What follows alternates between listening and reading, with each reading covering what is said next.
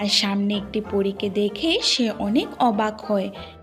ওরে বাবা রে পরি, এটা কি আমি স্বপ্ন দেখছি? ভাল্লুকের মুখে এই কথা শুনে তখন পরী তাকে বলে, না ভাল্লুক, তুমি স্বপ্ন দেখছো না, আমি সত্যি এসেছি। আমাকে ভগবান পাঠিয়েছেন তোমার কাছে। ভগবান পাঠিয়েছেন তোমাকে আমার কাছে? কিন্তু কেন? তুমি কি আমাকে তোমার সাথে নিয়ে যাবে? না না, আমি কোথাও যাব না এই মায়াবন ছেড়ে।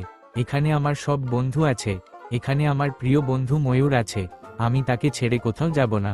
ভাল্লুকের মুখে এই কথা শুনে তখন পরী তাকে বলে, না, আমি তোমাকে নিয়ে যেতে আসিনি। আমাকে ভগবান পাঠিয়েছেন তোমার মনের ইচ্ছা পূরণ করতে। আমার মনের ইচ্ছা পূরণ করতে তুমি এসেছো? হ্যাঁ, তুমি তো নিজেকে নিয়ে সন্তুষ্ট নও, সবসময় ভগবানকে দোষারোপ করো।